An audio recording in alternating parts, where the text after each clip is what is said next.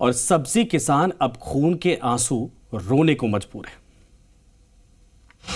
Lockdown में धरती पुत्र बेहाल, कर्ज में डूबे रो रहे किसान, खेतों में पड़ी सब्जी की फसल बर्बाद।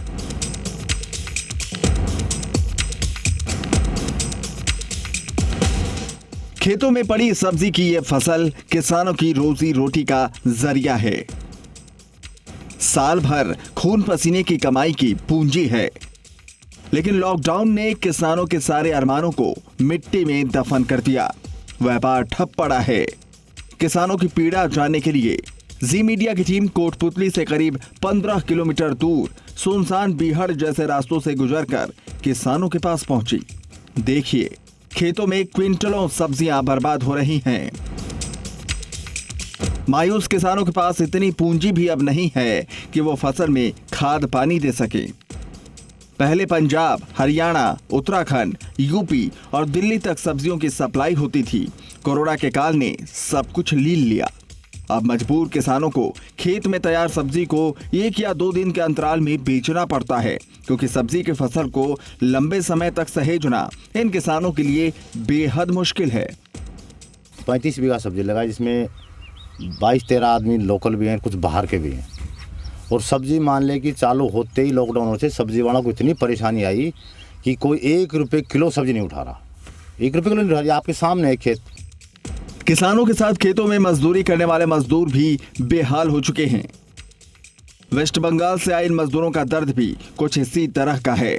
सब्जियां बिक नहीं पाने से मजदूरों को भी पूरी मजदूरी नहीं मिल पा रही। किसानों के साथ साथ इन मजदूरों को अब परिवारों के भरण पोषण की चिंता सताने लगी है। मगर मजदूरी नहीं है, फिर क्या करेंगे? बैठ बैठ के खाएंगे, घर में बीवी बच्चा भूखा मर जाएगा। धरती पुत्रों की आस हुई खत्म। लॉकडाउन में भी किसानों की आय पर जबरदस्त मार पड़ी है, लेकिन सरकार के रहनुमा अब भी कोरे आश्वासन के सिवा कुछ नहीं दे पा रहे। किसी किसान को कोई प्राकृतिक आपदा की वजह से फसल की या इस तरह की कोई हानि होती है, तो उसकी रिपोर्ट जाने पर उसका जो फसल बीमा के अंदर है उसके हिसाब से उसको क्षतिपूर्ति करने की नियमों में व्यवस्था है। बारिश हो या आंधी, प्राकृतिक आपदा की पहली मार भी सबसे पहले किसानों पर ही पड़ती है। लॉकडाउन ने धरती पुत्रों की आंखों में आंसू ला दिया है। इन किसानों को अब सरकारी मदद का इंतजार है। लॉकडाउन होने के कारण यहाँ के जो किसान हैं वो सब्जी सप्लाई नहीं कर पा रहे हैं, और सप्लाई नहीं होने के कारण पूरी की पूरी सब्जी इस समय इनकी ख़राब हो चुकी है। इनकी मांग है कि अगर सरकार हमको कोई राहत दे तो ये सब्जी हम यहाँ से सप्लाई कर सकते हैं, नहीं तो इन किसानों का कहना है कि हमें बहुत बड़ा नुकसान होने की पूरी आशंका है। अमित यादव, जी मीडिया, कोटपुतली। तो देश के प्रधानमंत्री नरेंद्र मोदी बार बार अपील कर रहे हैं कि जो इस समय कोरोना वॉरियर्स हैं उनकी हौसला अफजाई करनी चाहिए। बाड़मेर जिला मुख्यालय पर बीजेपी नेताओं ने सफाई कर्मचारियों को माला पहनाया, पगड़ी पहनाई और उनका सम्मान किया।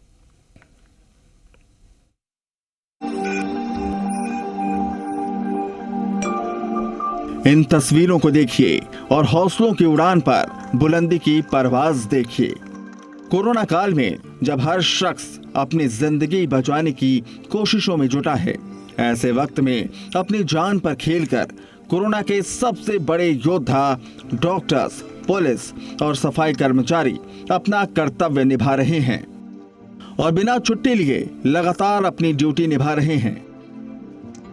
ऐसे में बाड़मेर जिला मुख्यालय पर बीजेपी नेताओं ने सफाई कर्मचारियों का सम्मान किया।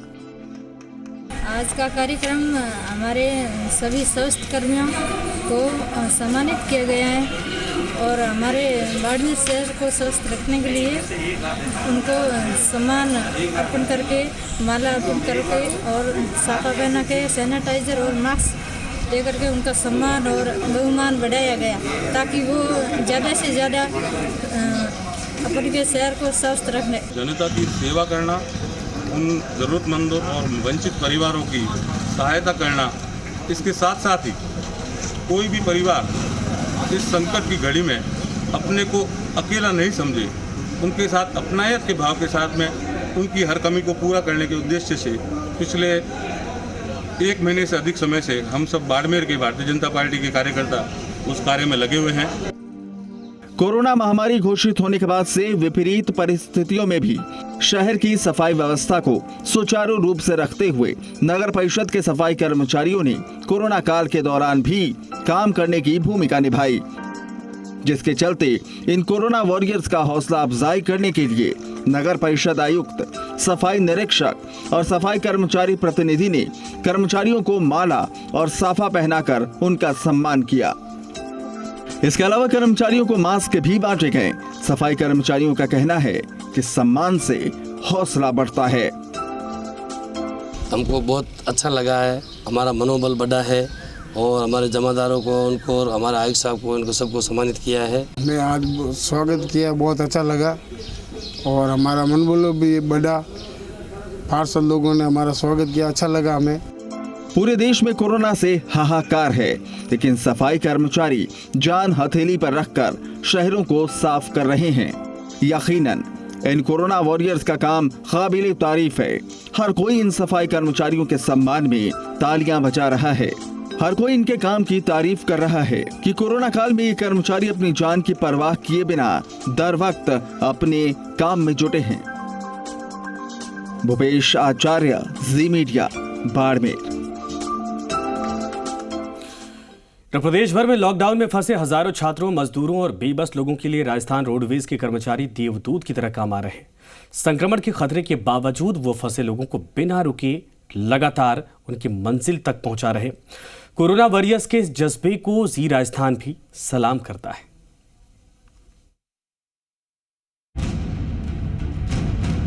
प्रदेश भर में फंसे छात्रों और लोगों के लिए राजस्थान रोडवेज के बस चालक, परिचालक और कर्मचारी किसी देवदूत से कम नहीं हैं। कोरोना वायरस हर दिन सैकड़ों लोगों की जिंदगी लील रहा है, लेकिन इसके बावजूद रोडवेज के कर्मचारियों के हौसले नहीं तोड़ पाया। कोरोना वॉरियर्स की भूमिका निभा रहे रोडवेज के चालक और परिचालक अपनी जान जोखिम में डालकर लॉकडाउन में फंसे हजारों छात्रों और बेबस लोगों को उनकी मंजिल तक पहुंचा रहे हैं।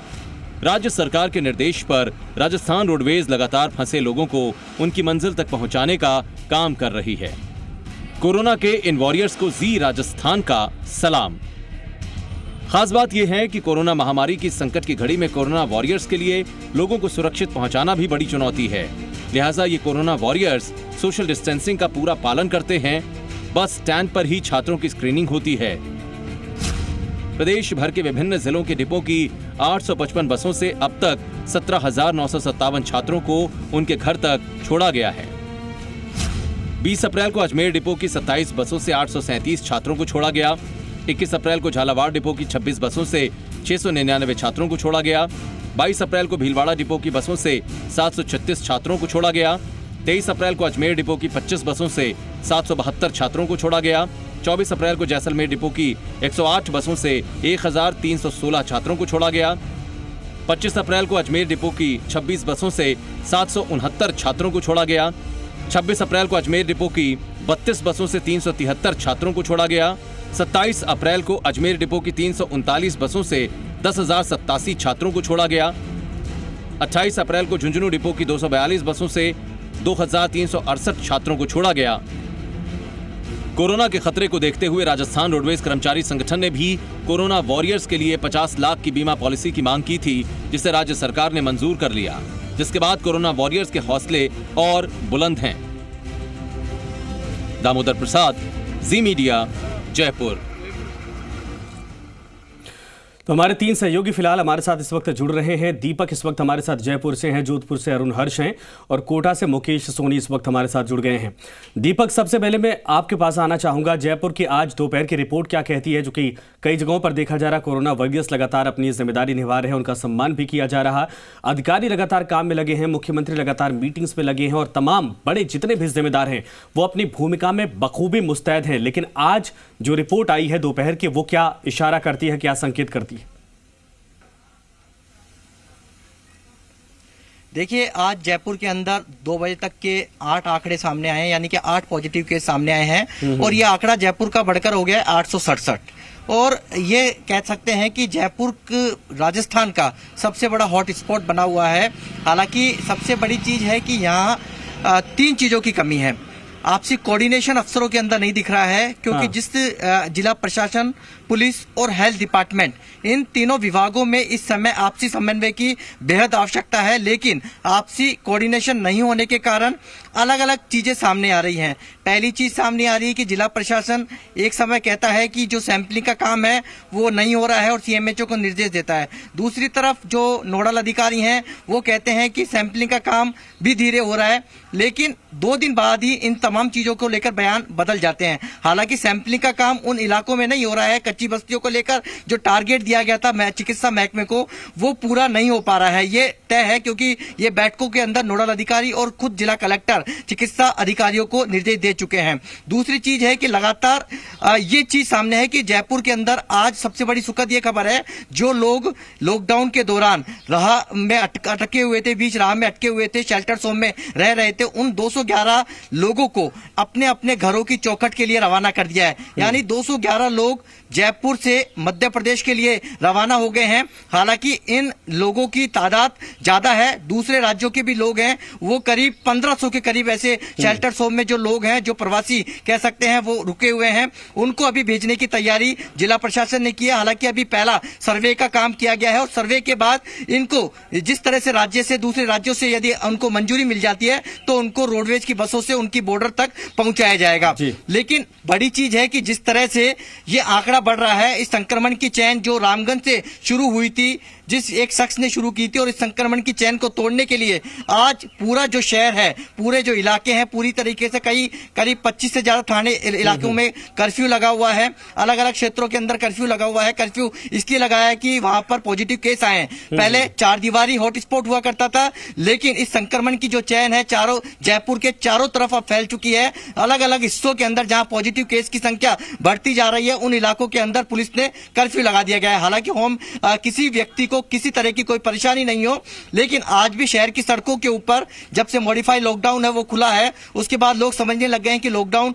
खुल चुका है। लेकिन दूसरी चीज ये भी है कि जिस तरीके से मॉडिफाइड लॉकडाउन के लिए जो इंडस्ट्रीज चालू की गई थी, वो इंडस्ट्री जो है अभी खुल नहीं पा रही है, क्योंकि उसके लिए सख्त जो नॉर्म्स हैं वो बताए जा रहे हैं। साथ ही जो मजदूर एक जो वर्ग था, जो अब तक अपने घरों तक पहुंच चुका है, जिन फैक्ट्रियों में काम करता था, वो मजदूर नहीं मिल रहे हैं। तो कई तरह की परेशानियां भी यहाँ झेलने को देखने को मिल रही है। लेकिन सबसे बड़ी चीज है कि कोरोना संक्रमण की चैन को तोड़ने के लिए लॉकडाउन तो रहना ही पड़ेगा, गाइडलाइन की भी पालना करनी पड़ेगी। लेकिन जब अफसर और जनप्रतिनिधि इस गाइडलाइन की यदि अवहेलना करते हैं, क्योंकि पहला बड़ा मामला जयपुर के अंदर सामने आया है कि एक एमएलए की सिफारिश पर जो समयावधि के पहले ही क्वारंटाइन किए हुए व्यक्ति को जो कह सकते हैं कि जो क्वारंटाइन सेंटर्स हैं उनमें से उनके घरों पे भेज दिया जाता है, उनको होम आइसोलेट के लिए एक एमएलए कह देता है और उसके आदेश पर 28 लोगों को समयावधि से पहले होम घर के लिए भेज दिया जाता है। तो सवाल तो कई खड़े करते हैं, जिम्मेदारी कोई लेने को तैयार नहीं है। जिम्मेदारी अफसरों को लेनी होगी, तभी इस संक्रमण की चेन को तोड़ा जा सकता है। जी बिल्कुल सही आपने कहा, तभी इस संक्रमण की चेन को तोड़ा जा सकता है। अरुण, आपके पास आना चाहेंगे। जोधपुर में भी आज की रिपोर्ट जो आई है वो क्या कहती है, क्या इशारा कर रही है इस वक्त, क्योंकि यहाँ पर भी संक्रमण देखा गया पिछले दिनों बढ़ा ही है। बिल्कुल संजय, इसमें कोई दो राय नहीं है। जिस तरह से जोधपुर का आंकड़ा 400 के पार पहुंच चुका है आज, हालांकि खैरियत की बात यह है कि सुबह से एक ही मरीज सामने आया, लेकिन कह सकते हैं जिस तरह से आंकड़े बढ़ रहे हैं वो चिंता का विषय है। और आज जोधपुर के हाउसिंग बोर्ड इलाके में भी प्रतिबंधित इलाका कर दिया गया है। थाना अधिकारी हमारे साथ, उनसे जानेंगे किस तरह से उनके एरिया में पॉजिटिव मिलने के बाद उन्होंने व्यवस्था क्या की है। उसके अलावा चिकित्सा विभाग की भी बात करेंगे, किस तरह से आपके एरिया में पॉजिटिव मिलने के बाद में आपने व्यवस्थाएं की है। जिस एरिया में पॉजिटिव मिला है उसमें अधिकारियों के निर्देश के बाद पूरे एरिया को ब्लॉक किया गया है। व्यक्तियों वाहनों के मूवमेंट को नियंत्रित किया जा रहा है। जो व्यक्ति बिना परमिशन इधर उधर घूम रहे हैं उनकी गाड़ी हम सीज करें और ज़्यादा से ज़्यादा पब्लिक की समझाइश कर रहे हैं ताकि वो घरों के भीतर रहें और रोग के बचें। संजय, मैं बताना चाहूंगा कैमरामैन शिव को वो दिखाइए पूरा थाना। देखिए आप, जो लोग बार बार प्रशासन के आदेश की अवहेलना करते हैं, ये पूरा थाना गाड़ियों से भर चुका है और गाड़ियां जब्त की जा चुकी है। ये लोगों के लिए एक संदेश है कि आप लोग अपने घरों में रहिए, नहीं तो वरना पुलिस आपके वाहन जब्त कर लेगी और इसके बाद में आपको भी परेशानी का सामना करना पड़ेगा। उसके अलावा एक बात संजय मैं बताना चाहूँगा कि चिकित्सा विभाग ने पिछले दिनों ने जी मीडिया ने एक खबर उठाई थी। उस खबर में दिखाया गया था कि सिलिकोसिस से जुड़े हुए जितने भी लोग हैं, करीब 5000 के करीब लोग हैं जिनको इस समय काफ़ी मेडिकल की आवश्यकता है, ऑक्सीजन की आवश्यकता है। उसी को लेकर डिप्टी डायरेक्टर सुनील बिष्ट ने एक आदेश जारी किया है, जिसमें तमाम डिप्टी CMHO और ब्लॉक जो अधिकारी है उनको निर्देशित किया गया है कि आप लोग अपने अपने इलाके में जो सिलिकोसिस से पीड़ित पेशेंट है, क्योंकि वो बहुत जल्दी संक्रमित हो सकते हैं, उसको लेकर जो है डिप्टी डायरेक्टर ने आदेश निकाले हैं और तमाम सिलिकोसिस मरीज है उनकी सार संभाल करने के निर्देश विशेष तौर से दिए गए हैं। और जी मीडिया ने यही मुद्दा उठाया था कि किस तरह से सिलिकोसिस मरीज जो है उनको ऑक्सीजन सिलेंडर के साथ साथ दूसरी दवाइयों की भी आवश्यकता है। और एक बात और बताना चाहूँगा संजय, जिस तरह से टीबी की जो जांच की जाती थी जिन मशीनों से, उन मशीनों को जोधपुर लाया जा रहा है और आने वाले दिनों में जो कोरोना की जांच है उस टीबी के जो मशीनें हैं जांच करने वाली उससे की जाएगी। संजय बिल्कुल सही अरुण आपने कहा, लेकिन क्या चूंकि लॉकडाउन चल रहा है, क्या ऐसा वहां पर भी व्यवस्था की गई है, सीमाओं को सील किया गया है, या फिर कलेक्टर की तरफ से ही जो पास जारी किए गए सिर्फ उनको मूव करने की परमिशन? अगर ऐसा नहीं है तो फिर इतनी गाड़ियां थानों में कैसे पहुंच गई हैं? क्या वाकई में ये लोग लॉकडाउन के नियमों का उल्लंघन कर रहे हैं, जानबूझकर घरों से निकल रहे थे? बिल्कुल संजय, इसमें कोई दो राय नहीं है। प्रशासन के बार बार समझाने के बावजूद जिस तरह से लोग सड़कों पर आ जाते हैं और इसी की परिणति है कि ये तमाम वाहन जो है यहाँ पर सीज किए हुए हैं। प्रशासन अपनी तरफ से पूरी तरह से समझाइश कर रहा है। प्रशासन ने जो पासेज दिए उनको छूट है, लेकिन ये वो वाहन है जिन्होंने स्वीकृति नहीं ले रखी थी और बिना अनुमति के बार बार समझाने के बावजूद भी यहाँ बाहर आए थे। उसके बाद पुलिस को मजबूरन यही है कि गाड़ियाँ जब्त करनी पड़ी। ये लोग समझते क्यों नहीं है, बार बार लॉकडाउन का उल्लंघन क्यों करते हैं? कुछ जागरूकता का अभाव है, कुछ लोग अपनी किसी न किसी मजबूरी का बहाना बनाते हैं। साहब ऐसी मजबूरी थी कि हम परमिशन नहीं ले सके, हमें आना पड़ा, इस कारण से पब्लिक है जो जागरूकता का अभाव है और मजबूरी का बहाना बनाकर आते हैं। लेकिन बार बार आने के बाद में पुलिस के पास और कोई चारा नहीं बचता संजय कि उनकी गाड़ियां जब्त की जाए, क्योंकि पुलिस की नजर से जब एक बार आदमी गुजर जाता है पुलिस पता लगा लेती है कि किस तरह से उनको रिक्वायरमेंट है और बार बार गुजरने के बाद में यही हालात होते हैं जिस तरह से आप देख रहे पीछे कि गाड़ियां जब्त की हुई है पुलिस की तरफ से। बिल्कुल सही आपने कहा और यही हालात है। मुकेश, कोटा की स्थिति तो पूरा भारत इस वक्त जानता है और लगातार पहले एक इलाका हॉटस्पॉट सेंटर बना, लेकिन अब कई ऐसे इलाके हैं जहां से केसेस सामने आ रहे हैं और दुखद खबर यह है कि कोटा से मौत की भी खबरें सामने आई हैं पिछले दिनों। आज जो रिपोर्ट आई है संतोषजनक है। क्या ये कहा जाए कि स्थिति को कंट्रोल करने की पूरी कोशिश जो की जा रही है वो सफल होती दिखाई दे रही है, या फिर कोटा इस वक्त आउट ऑफ कंट्रोल है? बिल्कुल संजय, देखिए आज कोटा के लिहाज से राहत की बात यह है कि आज केवल 3 ही पॉजिटिव केस आए हैं अब तक। इसके अलावा एक राहत की बात यह भी है कि करीब 2 दर्जन के करीब जो ऐसे मरीज थे जो अस्पताल में भर्ती थे, जो पॉजिटिव आए थे, जिनकी 2 बार नेगेटिव रिपोर्ट आई है, आज उनको डिस्चार्ज किया जा रहा है। तो कोटा के लिहाज से कह सकते हैं कि आज राहत की बात है। लेकिन अगर बात करें कि ओवरऑल जो सिनेरियो जो बना है कोरोना को लेकर, वो कहीं न कहीं चिंता बढ़ाने वाला है। जिस तरीके से पिछले 7 दिनों में करीब 75 मरीज जो है वो कोरोना पॉजिटिव मिले हैं, तो कहीं न कहीं ये चिकित्सा विभाग की जो स्क्रीनिंग थी उसकी कहीं न कहीं पोल खोल के रख रहा है। 21 कॉलोनियाँ ऐसी है शहर की जहाँ पे कोरोना वायरस जो है वो गदर मचा रहा है। शुरुआत 6 अप्रैल को यहाँ कोटा में हुई थी, केवल एक एरिया था जहाँ से कोरोना पॉजिटिव मिला था। उसके बाद धीरे धीरे ये संक्रमण बढ़ता गया और वो आज जो है 21 कॉलोनियों में जा पहुंचा है। आज भी एक नए इलाके में कोरोना का मरीज मिला है। भीमगंज मंडी इलाका जो रंगपुर रोड है उस इलाके में एक महिला पॉजिटिव मरीज मिली है। तो कहीं न कहीं कह सकते हैं कि जिस तरीके से चिकित्सा विभाग स्क्रीनिंग कर रहा था, लंबे वक्त से स्क्रीनिंग कर रहा था, लोगों को घर घर जाकर जो है स्क्रीनिंग की जा रही थी, तो वो जो है वो कहीं नहीं नज़र नहीं आ रही है। धीरे धीरे जो लोग अब बाहर निकल के आ रहे हैं, तबीयत खराब होने पर खुद हॉस्पिटल पहुंच रहे हैं। जो 6 मौत जो कोटा में दर्ज की गई, खास बात यह है कि उन 6 मौतों में सभी की रिपोर्ट बाद में आई है। तो कहीं न कहीं ये एक सवाल या निशान हो सकता है कि आखिर ऐसा क्यों हो रहा है। मरीज की मौत के बाद रिपोर्ट आ रही है, यानी कि या तो मरीज को आप ट्रेस नहीं कर पा रहे हैं, इसलिए वो जब अस्पताल आ रहा है उसकी मौत के बाद जो है आपको रिपोर्ट मिल रही है। तो ये कहीं ना कहीं एक चिंता का विषय हो सकता है चिकित्सा विभाग के लिए कि उनको नए सिरे से प्लानिंग करनी होगी, मरीजों को ट्रेस करना होगा। दूसरी चीज ये भी है कि कई जो लोग हैं स्क्रीनिंग के दौरान अपनी इस जो केस स्टडी है उसको छिपा लेते हैं, वो बता नहीं पाते हैं, वो बताते नहीं है, डर की वजह से बताते नहीं है। उसके बाद जब हालात बिगड़ते हैं, सांस लेने में तकलीफ होती है, तो खुद चलकर अस्पताल पहुंचते हैं, फिर वहां आते जब समय उनके पास बचा हुआ नहीं होता। तो ये जो लापरवाही है कहीं न कहीं जो है इन केसों में सामने आ रही है। तो कुल मिला के कहा जाए तो कोटा में जो है अभी हालात जो है कह सकते हैं कि चिंताजनक बने हुए हैं। जिस तरीके से कोरोना का आंकड़ा जो है दिन ब दिन मुकेश, सवाल यह है जिन इलाकों को चिन्हित किया गया वहां पर ठीक है, लेकिन क्या जो जांच रिपोर्ट है या फिर जांच का दायरा बढ़ाया गया है क्या? सबसे बड़ा सवाल यह है कि हर शख्स की जांच करवाने के लिए मुख्यमंत्री की तरफ से कहा गया है, तो ये आंकड़ा एक दिन में कोटा में कितना पहुंच रहा, कितने लोगों तक जांच पहुंच पा रही, कितने लोगों की जांच एक दिन में करवाई जा सक रही है? फोन करिए, बोल दे मुकेश, ये आपसे ही सवाल है कोटा का। तो लगता है संपर्क टूट गया है। दरअसल मैं अरुण आपके पास आना चाहूंगा, उसके पहले दीपक मैं आपके पास आ रहा हूं। क्या वाकई में जयपुर में जो रिपोर्ट्स दावा करती हैं कि एक दिन में कई हजार लोगों की स्क्रीनिंग करवाई जा रही है, फिर स्कैनिंग करवाई जा रही है, क्या वाकई में जांच का दायरा बढ़ा है? चूंकि जो मशीन मंगवाई गई थी उस पर भरोसा टूटने के बाद जो नेचुरल प्रोसेस पहले से चल रहा था उस तरीके से जांच की जा रही थी। सबसे बड़ा यह सवाल है कि सभी लोगों की जांच करवाई जाए, तब जाके यह संतोष हो पाएगा कि वाकई में कितने लोग वाकई में इन्फेक्टेड हैं, कितने लोग बचे हैं। देखिए, इस जांच और जो सैंपलिंग को लेकर ही जयपुर के अंदर कह सकते हैं विरोधाभास हो रहा है, कंट्रोवर्सी हो रही है। चिकित्सा महकमा कहता है कि हमें जो लोग हैं वो सहयोग नहीं कर रहे हैं, लोग घरों से बाहर नहीं आ रहे हैं और सैंपलिंग नहीं कर रहे हैं। जिला कलेक्टर कहते हैं कि साहब, जिला कलेक्टर का ये फरमान होता है कि जांच ज्यादा से ज्यादा की जाए, और जिला कलेक्टर्स के ऊपर जो बैठे हैं नोडल अधिकारी अजिताभ शर्मा, वो लगातार यही कह रहे हैं कि जो जांच का आंकड़ा होना चाहिए, जो जांच होनी चाहिए प्रतिदिन, जितना आंकड़ा होना चाहिए वो नहीं हो पा रहा है। और ये बात नोडल अधिकारी उच्च स्तर पर भी पहुंचा चुके हैं। यानी कि कहीं ना कहीं जो रामगंज हॉटस्पॉट है, जो अब तक जांच का जो टारगेट दिया गया था कि 3 दिन में 2000 सैंपलिंग लेनी ही लेनी है, जब नोडल अधिकारी अजिताभ शर्मा को लगाया था, उस दौरान जब जांच सैंपलिंग हुई तो आंकड़ा भी लगातार आप देखिए कि 50 से ऊपर और 100 के नीचे रहा है।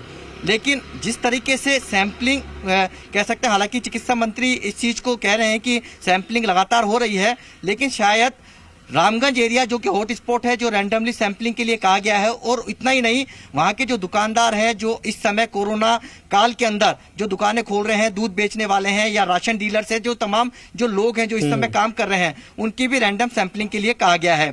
लेकिन सवाल ये उठता है कि अलग अलग विभागों के अलग अलग बयानों से कंट्रोवर्सी तो हो रही है, और लोग भी अब इस भय में है कि यदि जांचें नहीं हो रही है तो क्यों नहीं हो रही है, यदि इस तरीके से लॉकडाउन 3 तारीख के बाद खुलता है तो कहीं वो भय के साए के अंदर अभी जी रहे हैं। लोगों की जो धड़कन है वो तेज है, उनकी टेंशन है कि यदि जांचें नहीं होती है प्रॉपर, यदि सैंपलिंग नहीं हो रही है तो शायद ये विस्फोट हो सकता है, क्योंकि ये आंकड़ा 1000 के करीब पहुंचने वाला है, यानी कि 850 से ऊपर ये आंकड़ा पहुंच चुका है। लेकिन चिंता का विषय भी है। चिंता का विषय इसलिए है कि राजधानी में एक शख्स जो कि दिल्ली से जयपुर आया, जयपुर में जब उसकी स्क्रीनिंग की गई, उसको होम आइसोलेट के लिए कहा गया कि आपको होम आइसोलेट रहता है, लेकिन उसने गाइडलाइन की पालना नहीं करी, कई लोगों से मिला, और इस लोगों से मिलने के साथ ही उसने संक्रमण का दायरा भी बढ़ा दिया, और आज जयपुर सबसे बड़ा रामगंज, और उसके बाद अब ये चारों तरफ फैल चुका है। और चारों तरफ फैलने का मतलब है कि आप देख सकते हैं जयपुर की आबादी कितनी है,